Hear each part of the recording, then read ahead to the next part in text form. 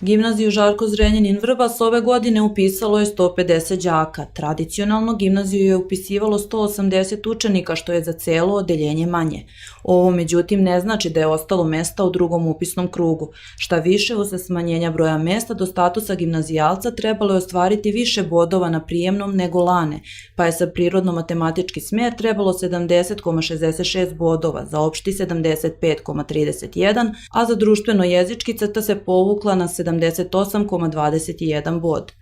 U oštroj konkurenciji čak 30 učenika ostalo je bez mesta, a kako je do smanjenja broja primljenih đaka došlo, rekla nam je direktorka gimnazije Tatjana Kažić. Mi smo prilikom upisa, znači u tom prvom krugu upisa popunili svih 150 učenika, što znači da je zaista veliki broj standardno zainteresovanih za gimnaziju i ove godine potvrdio svoje interesovanje i eto svojim upisom i izražavanjem prve, druge ili treće želje u smislu jednog, drugog ili trećeg smera koje ova naša gimnazija nudi, znači oni su to zaista ispunili i negde smo i mi imali još jednom potvrdu da ima u ovom našem okruženju i u Vrbasu i u bližem okruženju dece koje su i dalje zainteresovana za učenje u ovoj školi i eto negde da dobiju, kako nam je jedan učenik izjavio, status gimnazijalca. Znači to je zaista u ovom našem okruženju još uvek nešto što deci znači i gde roditelji prepoznaju kvalitet i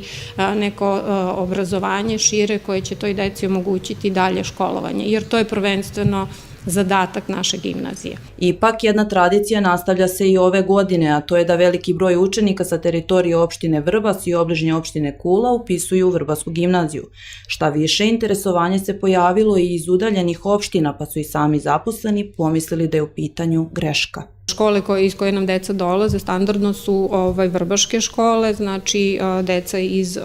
škola koje naročito Pepe Njegoš, znači to je negde već standardni ritam upisa iz te škole, znači tu nam je došlo zaista dosta učenika, 33 iz Pepe Njegoša,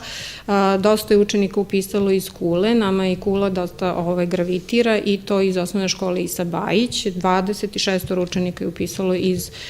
Isa Bajića osnovne škole, našu gimnaziju. Dosta učenika imamo iz okolnih mesta, znači iz Vrbaške opštine, upisuju deca i iz same Kulske opštine, tako da mi zaista imamo onako dosta putnika, to je negde nama godinama unazad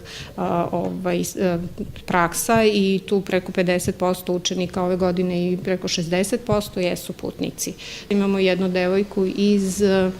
Zrenjanina, tako je, došla i mi smo već mislili da je to neka greška prilikom upisa, međutim imamo bi periodično decu sa nekih udaljenijih mesta koji se kod nas upisuju, a to su uglavnom sportisti. I ta devojka je vezana za klub ovde košarkaški koji trenira i ona će boraviti u Vrbasu, već se i polako preseljava, skoro je išla da pogleda stan u kojem će živjeti sa svojim drugaricama klupskim, tako da ona nije nikakva greška, upisuje se i tako u našu školu. Zaposleni u gimnaziji nadaju se da će školska uprava Novi Sad ipak proširiti upisnu kvotu. Kako su istakli, sa ovom željom obratilo im se i nekolicina dece i roditelja, ali nažalost konkretan odgovor školske uprave neće se znati pre avgusta.